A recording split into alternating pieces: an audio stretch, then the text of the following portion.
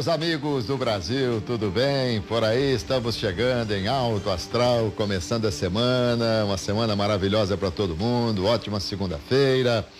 Vamos falar aqui no Visão Geral de um assunto extremamente importante hoje. Você sabe, Visão Geral, todo dia, das 2 às 2h45 da tarde, trazendo personalidades importantes dos diferentes segmentos da nossa sociedade. Antes eu queria te fazer uma pergunta. Alguma vez você já disse ou ouviu alguém falar, por exemplo, eu não preciso de ninguém, eu não preciso dos outros? Será? Para você nascer já dependeu dos outros. Quando você nasceu, quem lhe deu o primeiro banho foram os outros. Na escola, quem lhe ensina são os outros. Se você é patrão, depende do empregado. Se é empregado, depende do patrão. O cliente precisa da loja, a loja precisa do cliente. O paciente precisa do médico, o médico depende do paciente. Às vezes precisamos de um advogado, muitas vezes do agricultor, mas sempre do lixeiro. Dependemos a vida inteira dos outros. Nosso último banho na terra também será dado pelos outros. Que bom que nós também somos os outros na vida dos outros. Até para fazer a entrevista de hoje, eu dependo do outro. Aliás, hoje eu dependo da outra. E a outra hoje é Marina Ramos Antônio, psicóloga, analista de comportamento. O assunto hoje aqui é autismo. E a gente vai conversar muito com ela sobre esse assunto, até porque nós estamos aí, digamos, ainda na semana onde se lembra, onde se conscientiza efetivamente sobre o autismo. Bem-vinda, querida. Prazer. Tudo bem? Obrigada. Prazer todo meu recebê-la aqui. Marina Ramos, a primeira vez que a gente se fala aqui, né? Sobre esse tema, já falei muito com a Renata Michel. Com a Renata. E a Renata, tá bem? Tá bem. Tá bem? Já voltou de Paris ou não? Já, chegou hoje. Chegou hoje? Olha, tava lá curtindo um bocadinho de Paris. Tava curtindo, estudando um pouquinho também. E é bom, né? Viajar é muito bom. É muito bom. Eu acho que o que a gente leva da vida é isso, são os conhecimentos, esses momentos que a gente passa, né? E viajar realmente nos enriquece, nos traz cultura. É muito legal. Marina Ramos Antônio, deixa eu falar um pouquinho de você aqui, psicóloga, analista do comportamento, consultora e supervisora ABA, análise do comportamento aplicada. Isso. Se tiver errado aqui, você vai me corrigir, tá bom? Tá. Analista do comportamento aplicado do autismo pela Universidade Federal de São Carlos, UFSCar, especialista em terapia comportamental pela USP São Paulo, treinamento avançado em comportamento verbal para orientação e implantação de programas comportamentais intensivos para o ensino de habilidades verbais. Graduada em psicologia pela Pontifícia Universidade Católica de Campinas. Belo currículo, hein? Obrigada. Que bom. Bom, nós, embora já tenhamos falado muito sobre esse assunto, e eu costumo dizer que a televisão tem uma audiência rotativa, né? Tem gente que assiste, gente que não assiste, depois vê, depois deixa para ver outra vez, alguém comenta e tal. Vamos começar do começo, né? Vamos. O que é o autismo? Tá. O autismo é um transtorno neurológico caracterizado por 2 pilares principais. O primeiro pilar é o déficit na comunicação e, consequentemente, nas interações sociais, né? Depois eu volto a falar um pouquinho dele. Tá. E o outro pilar são comportamentos repetitivos, estereotipados. No primeiro pilar, que a gente tem a comunicação e, consequentemente, a dificuldade na interação social, a gente tem crianças que têm atraso de fala ou que não vão falar. Né, crianças que podem vir a não falar. E, consequentemente, quando a gente tem um problema na fala, a gente tem mais dificuldade de se comunicar, de interagir, de pedir pelo aquilo que a gente quer. Então, esse é um dos pilares principais para as crianças com autismo. Entendi. É interessante. Claro que não é bem da sua área, né? Você é clínica, mas você não é médica, tá certo? Sim, certo. Mas, por exemplo, uma criança que terá autismo, a medicina já se sabe a partir da concepção? A causa? Não, sim, porque quando a criança está na vida intrauterina, sim. Ela já desenvolve algo que venha a torná-la uma autista ao longo da vida? Hoje em dia a gente não tem exames específicos, por exemplo, como síndrome de Down. A gente já consegue detectar quando a mãe está grávida, fazer uma preparação, cromossomo 21. 21, ou autismo, a gente tem uma porção de genes aí, genes candidatos, uma mutação. Então, não é possível a gente identificar isso durante a gravidez. né? E durante os primeiros meses de vida, ainda é muito difícil, porque a criança ainda está muito primitiva, os comportamentos são muito primitivos. Mas hoje a gente já consegue ter uma detecção precoce, mas não existe nenhum exame específico. O exame, ele é diferencial, é um diagnóstico diferencial. E há crianças que não são diagnosticadas precocemente, que de repente só se vai descobrir isso numa adolescência ou alguma coisa assim? Sim, isso é muito comum nas crianças nos adolescentes que possuem autismo leve, a gente fala. Então, dentro de uma escala aí de 0 a 100, vamos colocar que as crianças que estão lá perto do 0 são as crianças mais comprometidas. Crianças que vão apresentar um déficit cognitivo, uma dificuldade grande na fala, podem vir a não falar, uma dificuldade bastante em relação à independência. Entendi. E na outra ponta, lá perto do 100, a gente tem as crianças mais leves. Marina, você tem um cabelo maravilhoso, mas você pode tirar ele do microfone desse lado aqui? Aqui? Não, esse lado. Isso, aí sim, assim. Porque o microfone é bobo, ele não gosta de cabelo bonito, só sabe? Assim pra trás. Só o microfone mesmo, viu? Então, querida, deixa eu te perguntar uma outra coisa. Se nesse período que passou-se sem se diagnosticar, sim, tivesse tido um diagnóstico precoce, o tratamento seria infinitamente mais fácil? Quanto mais jovem a gente mais fácil a gente consegue mudar os nossos comportamentos. Mais plástico o nosso cérebro mais plástico o nosso cérebro, mais fácil o cérebro tá preparado para mudar. Então, quando uma criança, um jovem chega com 15, 16 anos, a gente vai tratar, mas vai demorar um tempo maior, porque ele já tem uma história de vida. Então demora mais. E existe classificação do autismo? Autismo nível 1, 2, existe isso? A gente fala em graus, né? Um grau leve, um grau moderado e um grau mais severo. Então são 3 tipos, leve, moderado basicamente e severo. A gente define nessas três características. É como a turbulência na aviação, leve, moderado e severa. Exatamente. A severa é aquelas crianças que vão ficar mais dependentes durante a vida.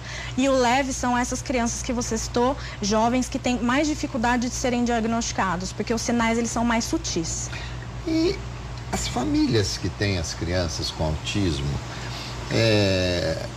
elas às vezes escondem a criança da sociedade, digamos assim, porque batalha-se muito pela inclusão. Sim. Será que o tratamento não tem que começar primeiro na família? A família é um ponto principal de todo o tratamento, né? A gente, não adianta a gente tratar a criança e devolvê-la para a mesma família. A família tem que estar preparada.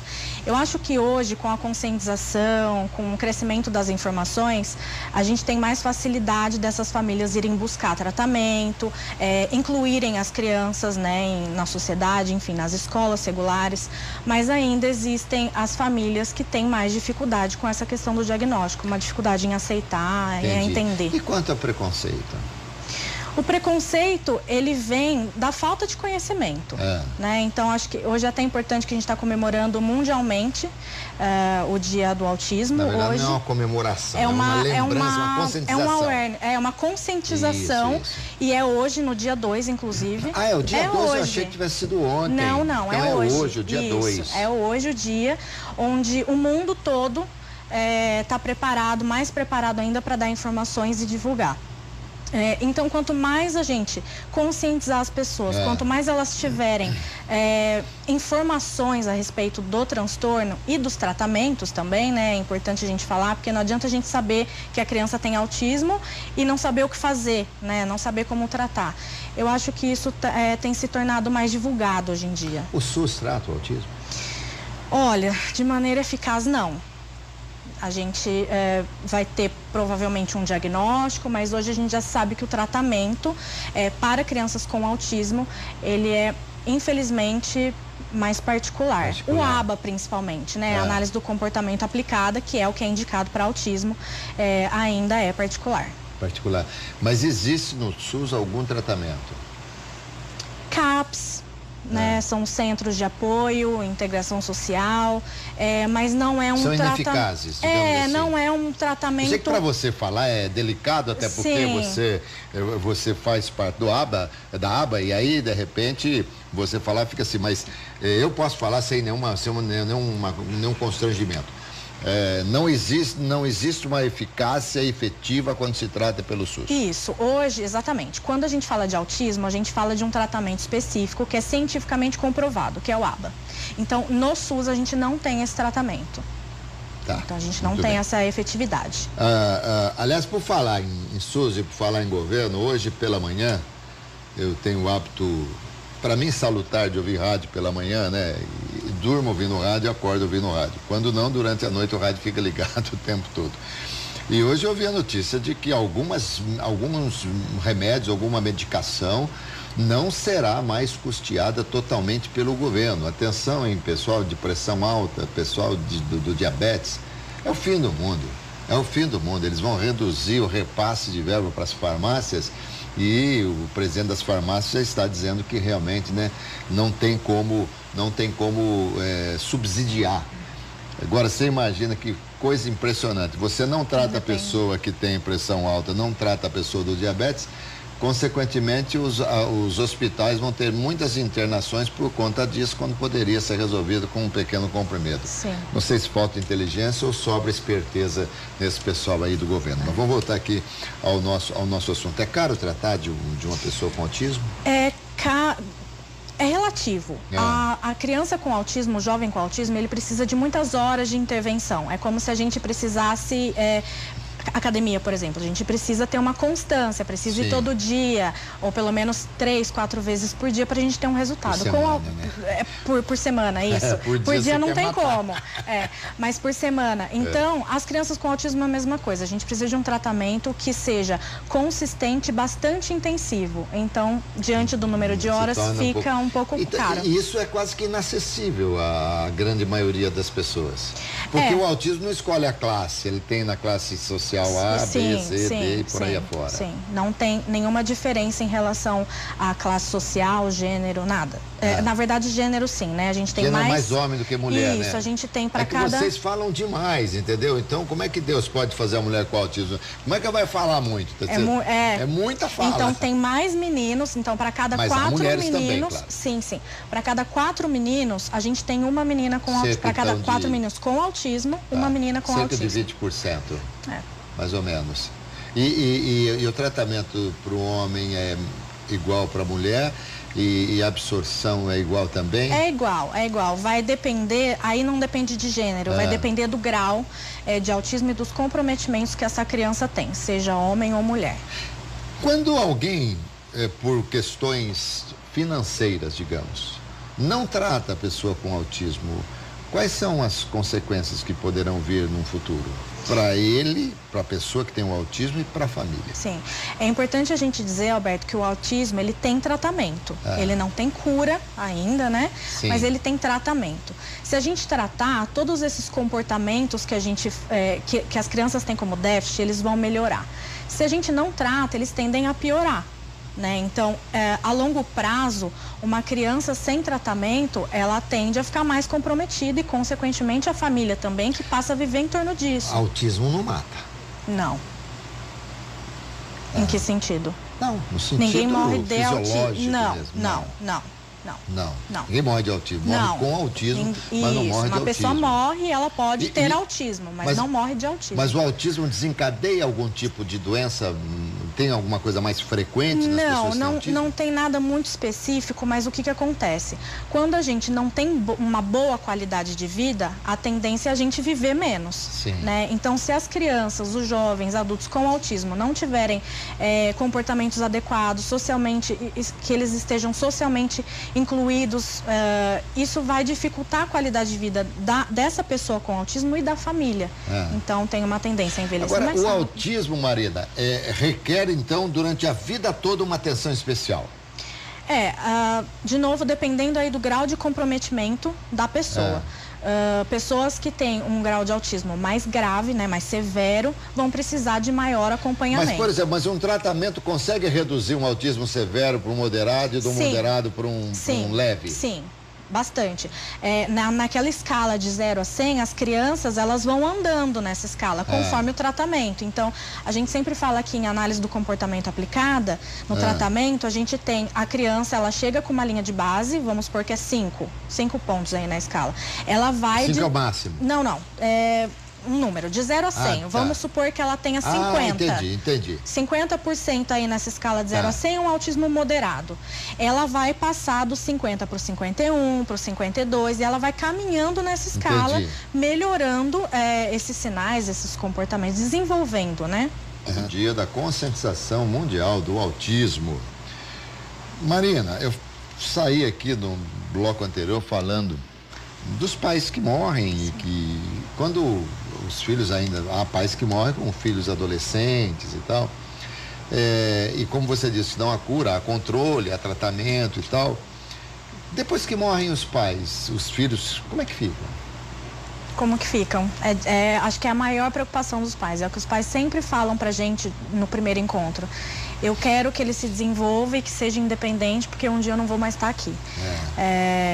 A gente não tem serviços específicos, tem as moradias assistidas, onde essas crianças podem morar e tudo mais, mas também não é muito eficaz, não garante um tratamento específico, né? Então precisa de muitos cuidados. Por isso que o tratamento precoce é essencial, porque a gente consegue desenvolver. Mas há casos, por exemplo, depois da morte dos pais, de que a pessoa com autismo passou a ter uma vida, digamos, quase normal, sei lá, com o tratamento, sim, tomar banho, sim, muitas pessoas com autismo vão desenvolver comportamento de independência, trabalhar até fazer faculdade, né? Então, se trocar sozinho, tomar banho, tudo. E eles fazem tudo isso sozinho? Fazem, mas podem fazer. Então, essa pergunta que eu lhe fiz agora, acho que é um pouco interessante. Sim. Primeiro, qual que é a característica principal do autista? Ele segundo num conceito bem rudimentar, sim, a gente poderia dizer o autismo é o que vive o mundo dele. A pessoa com autismo é uma pessoa que tem um desenvolvimento atípico. O que significa isso? É uma pessoa que não se desenvolve assim como as consideradas típicas, né? É um desenvolvimento atrasado. Então, a gente começa a falar por volta de 1 ano, já está falando algumas palavrinhas, 1 ano e meio. A criança com autismo, ela vai ter um atraso nessa fala, a maioria das vezes. Então, é um desenvolvimento que ele é atrasado. E isso vai gerando todas as outras consequências. Dificuldade na interação social, por isso. Se eu não gosto de interagir com você, eu vou ficar mais quieta, eu vou ficar mais no meu mundo. Que é isso que as pessoas falam, que o autista, ele quer ficar no mundo dele, não liga para ninguém. É uma dificuldade na interação social. Isso tem uma causa aí, é cerebral, é uma dificuldade que com a terapia a gente consegue desenvolver. E a criança, quando você está falando aqui, eu estou imaginando, porque você sabe que nesse nosso Brasil aqui nós temos muita gente com dificuldades enormes, né? A gente tem na classe social mais baixa uma tristeza muito grande, né? Já hoje a classe média já caiu muito, né? Por conta das economias e tal, enfim. Mas vamos lá, vamos pegar a pessoa bem mais pobre mesmo, que não teria condição de levar no grupo conduzir, por exemplo, que leva no estado, mas fica sujeito a uma série de demora para consulta, aquela coisa toda e tal. E se essa criança não for tratada, ela pode ser, não digo renegada, mas ela pode ficar isolada da própria família? Sim, ela vai apresentar muito mais dificuldades comportamentais. Não vai querer ficar perto dos outros, não vai querer interagir, não vai conseguir escovar o dente sozinha, não vai conseguir tomar banho sozinha. Isso vai gerando um monte de outros problemas, né? Então, é super importante o tratamento, mas as pessoas, por exemplo, no Grupo Conduzir, a gente tem um projeto paralelo que chama Aba para Todos, para as pessoas que não têm condições de arcarem com um tratamento particular. E hoje em dia também já tem as leis, né? Os pais às vezes já entram contra o Estado, contra o plano de saúde para conseguirem o tratamento. O Estado pode exigir que vocês deem tratamento para alguma criança? Ao contrário, os pais devem exigir que o Estado ou o plano... A partir do momento que o pai entra contra o Estado, que ganha alguma coisa, vai eliminar alguma coisa, sei lá, um mérito, aí o Estado obriga vocês a tratar. Isso, aí a gente trata a criança lá no Grupo Conduzir normalmente. Com o número de horas que ela precisa, tudo direitinho, avaliação, intervenção intensiva, assim como deve ser. Ah, entendi. Mas realmente é uma coisa muito triste, né? É uma coisa que a gente deve pensar, porque afinal de contas, nesse país de tantas e tantas injustiças, Sim. a gente precisa, sobretudo num caso desse tipo. Quando a pessoa que tem autismo, ela vai, por exemplo, numa festa, ela pode ser confundida às vezes com uma pessoa extremamente tímida ou não? Pode. Tímida, mal educada. Porque não existe nada a olho nu que a detecte como autista. Isso, o autismo, ele não tem características físicas, como, por exemplo, a síndrome de Down. Quando você olha uma criança com síndrome de Down, você consegue identificar através das características. Perfeito. O autismo não. Então, é uma criança, um adulto completamente fisicamente normal, mas com comportamentos estranhos, diferentes, esquisitos, tímido, mal educado, grita, não gosta de muito barulho, né? Numa festa de aniversário, por exemplo.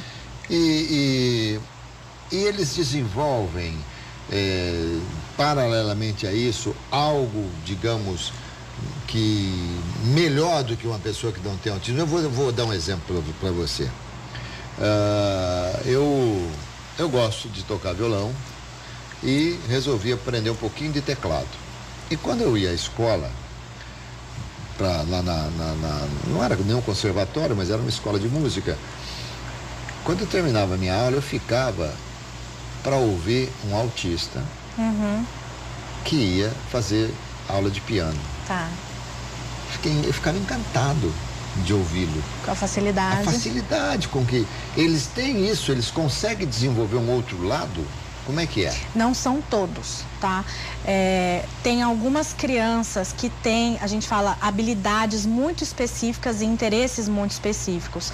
E tem, às vezes, facilidade em aprender um instrumento musical ou facilidade na área da matemática.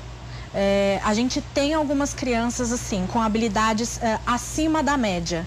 Né? Ou uma criança que vai ouvir uma música e vai conseguir tocá-la no piano sem treinar previamente. Vamos buscar alguns exemplos de pessoas autistas que foram sumidades ao longo da vida? Einstein, exatamente. Uma pessoa típica, uma pessoa normal, ela não tem todo esse conhecimento, né? Essa facilidade. Então, algumas pessoas autistas podem desenvolver essas habilidades específicas, mas não são todas. Muito bem. E só aqui na audiência, que muda toda hora da televisão, lembrando que para cada 4 autistas homem, há uma mulher. Então é mais ou menos 20%. Agora, quem nos acompanha e leva a criança sempre ao pediatra, porque hoje, quando há condição, né? Isso. Quando há condição, o pediatra acompanha já até desde o pré-natal, ele vai acompanhando e tal. E assim que nasce, vai ao pediatra, aquela coisa toda. E o pediatra tem um papel muito importante, né? Fundamental, digamos. É com ele que se começa a detectar alguns sintomas de autismo? A criança, quando nasce, ela vai no psiquiatra. Ela não vai num neurologista ou num psiquiatra. Ela vai no pediatra. Isso. Então, por quê? O diagnóstico de autismo, quem vai dar, quem é melhor para dar, é o psiquiatra ou o neuropediatra. Não é o lugar para onde a mãe leva o bebê. Exatamente. Ela vai pro pediatra. Exatamente. Então, o pediatra, ele tem que ter um mínimo de noção, um mínimo de conhecimento sobre as características e os sinais de autismo para conseguir detectar na criança esses sinais, porque dá para detectar logo cedo. Então, se o pediatra é preparado para descobrir um pouco desses sinais, né? Você sabe algum deles para falar pra gente? Pelo menos um sinal, alguma coisa assim? Os sinais, contato visual, a criança que tem dificuldade de olhar no olho e manter. Atenção compartilhada, quando eu falo, olha o avião, Alberto, e você olha, você acompanha o meu dedo e olha pro avião e a gente olha juntos pro avião. Atenção compartilhada. Isso é normal. Isso é esperado. Isso é esperado já com 9 meses, 1 ano, a criança já tem que apresentar isso. Acompanhar um objeto de um ponto A para um ponto B. Quando eu faço assim, você me acompanha. O próprio querer ser abraçado, né? Tem crianças que têm dificuldade de toque, atraso na comunicação, principalmente. Por volta de 1 ano já é possível a gente identificar. Mas então, não, digamos assim, com 6 meses de vida você não consegue ainda detectar alguma coisa. A gente consegue só se a pessoa for muito especialista. Já se consegue, mas os sinais são muito sutis ainda. Porque os sinais de autismo, eles aparecem muito quando as demandas são maiores. Agora, vamos lá. Vamos ajudar quem está em casa nos assistindo, por exemplo, a detectar eventualmente se há ou não autismo no filho e tal. Se o filho tem ou não autismo. O que é que a mãe, o que é que o pai, mesmo sem levar ao pediatra, em casa pode perceber o mais rápido possível se a pessoa tem ou não autismo? Contato visual, acompanhar então a gente chama de traquear, né? Escanear o ambiente, a criança entra no ambiente, ela consegue explorar o ambiente, atenção compartilhada, às vezes a criança, um sinal de autismo muito, a falta de comunicação, né, o atraso na comunicação, mas um outro sinal de autismo muito frequente nas crianças pequenininhas é quando elas não dão ao objeto a função que ele tem. Então, por exemplo, um carrinho. A criança está brincando com um carrinho, mas ela não está brincando de andar na estrada, ela está na roda, girando a rodinha. Ou fica vidrada no ventilador, coisas que giram. Então, esses sinais, eles são perceptíveis logo no início, na primeira infância. Entendi. Então, aqueles brinquedinhos, onde você tem os buraquinhos, aquelas peças que se amoldam, que cabem direitinho, aquilo, se a criança consegue, faz tudo certinho aquilo, é um sinal de que ela está se afastando, não tem... ou de repente precisa fazer muitos outros mais testes? O critério, a criança precisa preencher vários critérios, né? Não é um só. Se a criança tiver um só, ela não necessariamente vai ser autista. Porque um só, todas as crianças basicamente vão preencher, né? Mas ela precisa ter um conjunto desses sinais para que ela seja considerada. E quando se detecta efetivamente, quando se diagnostica que a criança tem o autismo, há famílias que se rebelam, por exemplo. Não tenho certeza. Sim. É o jeito do meu filho. Sim. Existe isso? Existe. Meu filho é tímido. Não, o meu outro filho também demorou mais para falar. Não, o pai dele também é assim. Não, o tio da vizinha, do meu avô também. Então, as famílias tendem a buscar uma justificativa para explicar aquele comportamento que não está se desenvolvendo. Mas é um processo, né, Alberto? Isso aí atrasa, né? Atrasa. Quanto mais cedo a família busca tratamento, né? Melhor para a criança. Com certeza. E quanto à medicação? Toma-se muito remédio? Vai depender também da criança. O remédio, ele não é para o autismo especificamente. Ele é para outros, a medicação ela pode ser para outros comportamentos que estão em volta desses sinais. Então, por exemplo, uma criança que é muito ansiosa, que come bastante, ou uma criança que tem muitos rituais, né, com muitas manias, ela vai tomar remédio para esses comportamentos, para essas dificuldades que estão em volta do autismo, para melhorar esses comportamentos que a gente chama de comportamentos inapropriados. Entendi. E aí vai diminuir e a gente consegue intervir de uma maneira mais direta. E as pesquisas hoje estão adiantadas no sentido de descobrir a cura, de buscar a cura? Como é que está isso? Hoje a gente já tem muitas pesquisas, ontem inclusive no Fantástico, né, passou do Alisson, mas a gente tem ainda um tempo para chegar nessas respostas, né? Tem muita gente pesquisando, mas não tem nada muito definitivo, né? Hoje ainda a gente não pode falar de cura como tratamento, né? As crianças são diagnosticadas e eu vou buscar a cura. Ainda não. As crianças são diagnosticadas, eu vou buscar o tratamento e a cura provavelmente virá ou não, vai depender aí das pesquisas. Não existe nenhuma internação por autismo? Por autismo, não. Por agressão, em razão do autismo, existe? A criança, ela pode ser mais agressiva, a criança pode ter maiores inadequações sociais. Eu falei agressão, me perdoe, eu queria falar agressividade. Agressividade, isso. Pode ser uma criança sem tratamento. É importante a gente não relacionar esses comportamentos ao autismo, né? As crianças podem ter uma tendência a serem mais agressivas? Não necessariamente. Isso vai depender do grau de comprometimento e a falta de tratamento. Então, crianças que apresentam extrema agressividade são crianças que não têm tratamentos adequados e que não estão buscando aí a forma correta de intervir. Aliás, hoje vai ter um momento importante para eles. Sim. No jogo da Ponte Preta contra o Mirassol. O que vai acontecer? Isso, nós vamos convidados, estaremos lá com várias crianças da clínica, autistas, fazendo lá entrando com jogadores, se apresentando lá. Eles têm, assim, eles têm preferência por clubes também? Eles torcem, gostam? Sim, eles torcem. A gente tem uma criança, o Lucas, vai estar lá hoje fanático pela Ponte Preta. Tá super contente. Ele é grau leve? Tem um entendimento maior aí das questões sociais, mas ele tá super empolgado. Então eles podem torcer.